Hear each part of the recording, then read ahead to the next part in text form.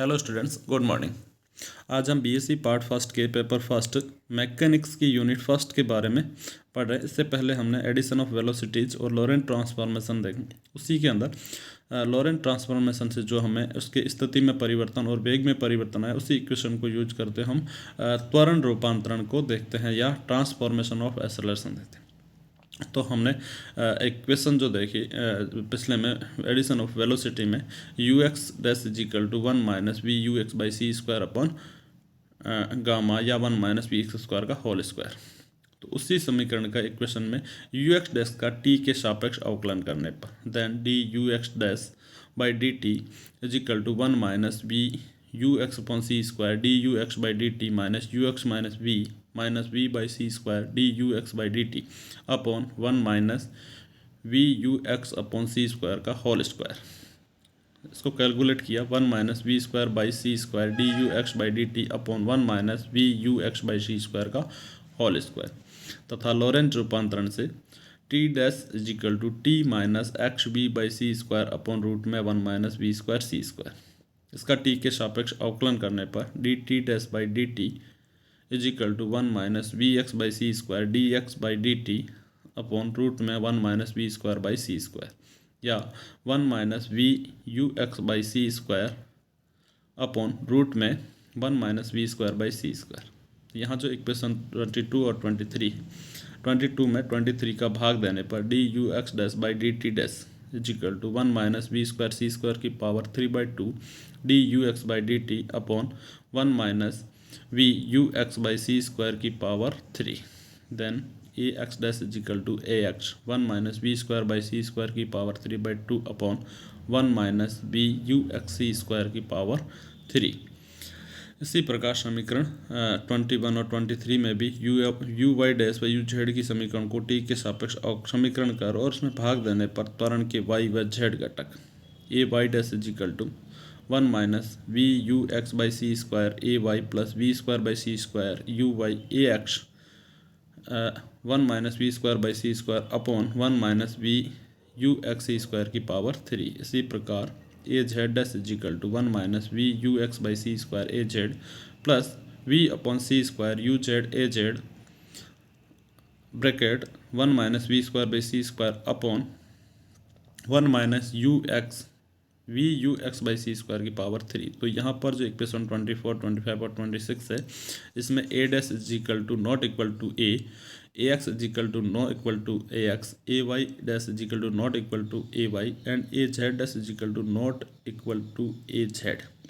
यह जड़त्वीय निर्देश तंत्रों के लिए गैलीलियन रूपांतरण में त्वरण की निश्चितता के विपरीत है, अर्थात लॉरेंज रूपांतरणों में प्रकाश के वेग की निश्चितता गैलीलियन रूपांतरण में त्वरण के निश्चितता के नियम की वैधता या वैलिडिटी को जो है क्या करता है, उसका विरोध करता है या उसको भंग करता है। देन अगर यहाँ पर जो वेलोसिटी है वो एक जैसे निर्देश तंत्र एस जो है वो एक्स डायरेक्शन में मूवमेंट है, लेकिन वेलोसिटी उसकी जेड और जो वाई घटक है वो भी परिवर्तित होता है। इसी प्रकार से उसके जो त्वरण के घटक है वो भी परिवर्तित होते हैं।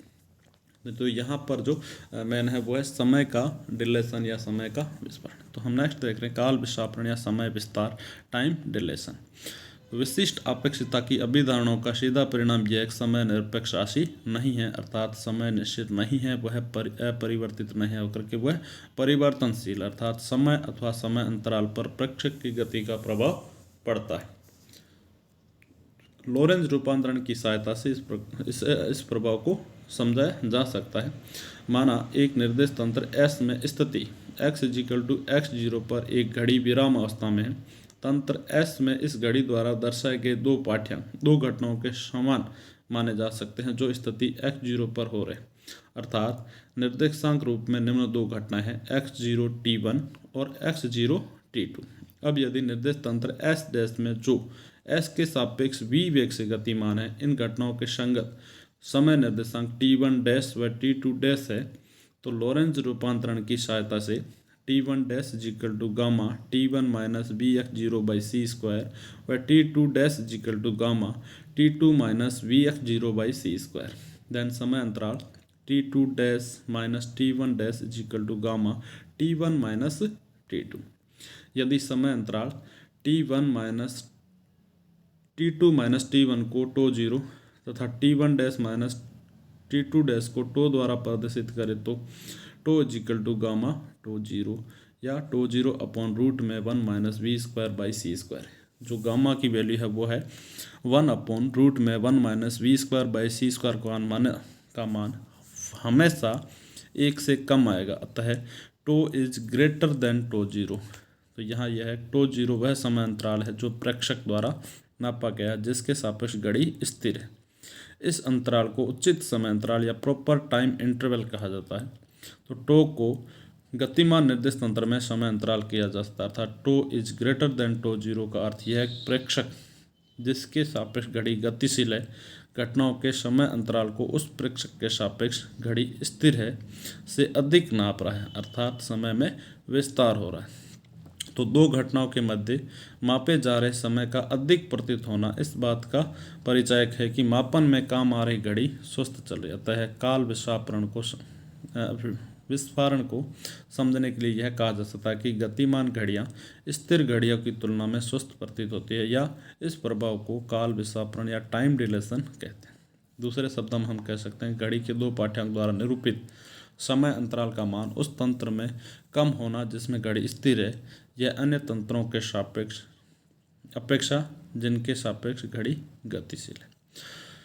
तो काल विस्फारण प्रभाव पूर्णतया सम्मित है, अर्थात S के स्थान पर निर्दिष्ट तंत्र S डैश में घड़ी को स्थिर मान लिया जाए तब निर्दिष्ट तंत्र S का प्रेक्षक यह अनुभव करेगा कि इसके द्वारा नापा गया समय अंतराल S डैश में स्थित प्रेक्षक के द्वारा नापे गए समय अंतराल से अधिक होगा, अर्थात उचित समय अंतराल या proper time interval tau zero S dash में नापा गया समय अंतराल होगा, क्योंकि अब घड़ी S डैश में स्थिर है। यदि S डैश में स्थिर घड़ी द्वारा नापे गए समय अंतराल T1 डैश व T2 डैश है वह घड़ी की स्थिति x0 डैश है, तो S तंत्र में इस घटना के संगत समय T1 बाय T2 डैश को व्युत्क्रम लोरेंज रूपांतरण द्वारा प्राप्त किया जा सकता है, जिससे T1 is equal to gamma T1 dash plus x0 dash v by C square या T2 is equal to gamma T2 dash plus x0 dash v by C square.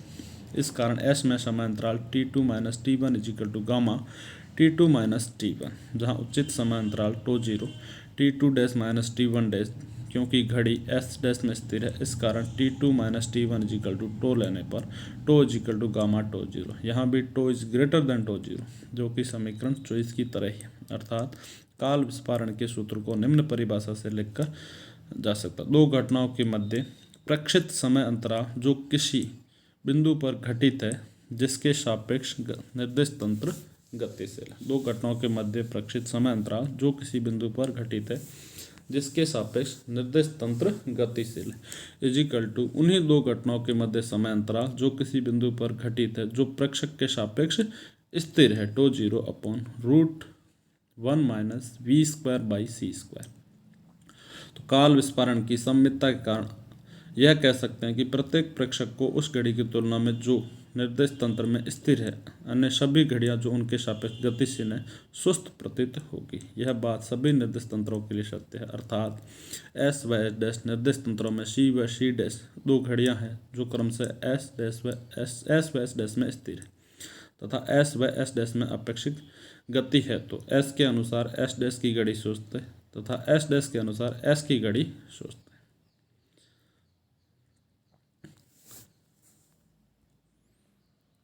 काल विस्फारण की सत्यता के लिए प्रायोगिक जो है experimental evidence for verification of time deletion. दो घटनाओं के मध्य प्रेक्षित समय अंतराल टो निम्न सूत्र से दिया गया tau is equal to tau zero upon root में 1 minus we square by C square. यदि v is equal to 0.1 c भी ले लिया जाए तब भी हम देखते हैं tau is equal to 1.005 tau zero, जिससे tau is equal to tau zero लिया जा सकता है तथा दैनिक जीवन में जिन गतियों का अनुभव हम करते हैं उनमें भी 0.1 c से भी बहुत कम होता है। इस कारण दैनिक जीवन से संबंधित गतियां भले ही वह हमें कितनी ही तीव्र प्रतीत हो रही हो पर प्रकाश के वेग की तुलना में उपेक्षण वेग ही होता है। इस कारण टो व टो जीरो में कोई अंतर प्रक्षित करना प्राय असंभव होता है। इस प्रकार प्रभाव प्रेक्षणीय न होने के कारण दैनिक जीवन से संबंधित गति की समस्याओं में समय विस्फारण प्रभाव दृष्टिगोचर नहीं होता या वह हमें जो है दिखाई नहीं देता, क्योंकि प्रकाश की वेग की तुलना में जो ऑब्जेक्ट गति कर रहा है, जो निर्दिष्ट तंत्र गति कर रहा है, वह बहुत ही कम है। तो इस प्रकार का प्रभाव मूल कणों जिनकी वेग प्रकाश के वेग की कोटि का होता है, जिनमें यह प्रायोगिक रूप से देखा जा सकता है। जैसे इनमें से एक है म्यू मैसन के क्षरण पर आधारित। जैसे म्यू मैसन का एक कण जो इलेक्ट्रॉन के लगभग 207 गुना द्रव्यमान का होता है। प्रकृति में धनात्मक व ऋणात्मक दोनों प्रकार के पाई मैसन या म्यूऑन पाए जाते हैं।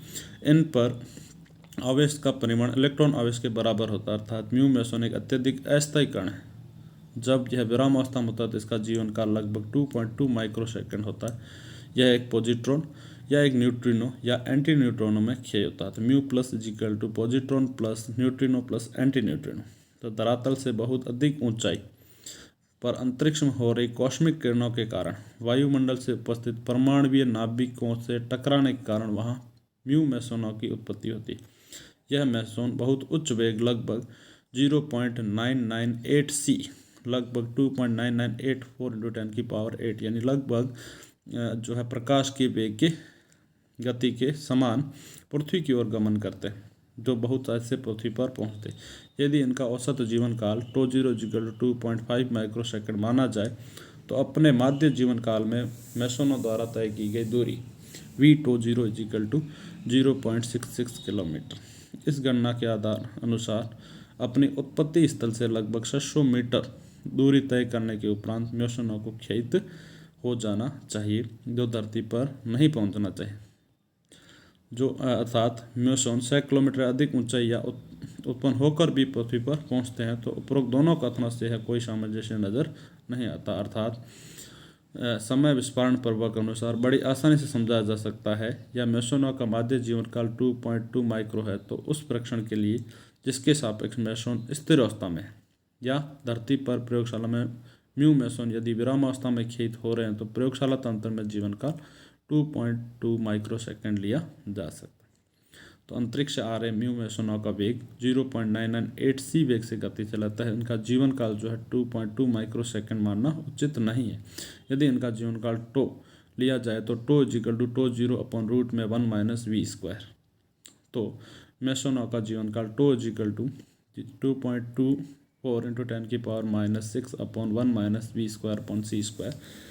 देन 24.8 × 10⁻c या 34.8 माइक्रोसेकंड। अर्थात मैसोनों की गति का इनका जीवन काल लगभग 16 गुना बढ़ जाता है। अर्थात गतिशील मैसोनों द्वारा तय की गई दूरी लगभग 10.4 किलोमीटर है। अर्थात बढ़े हुए जीवन काल के कारण जो ये म्यू मैसोन है वो 10 किलोमीटर ऊंचाई पर भी बनकर धरातल पर पहुंच सकते हैं, जो प्रायोगिक परीक्षणों के अनुकूल है। Thank you. नेक्स्ट हम अगले वीडियो के अंदर डिस्कस करेंगे।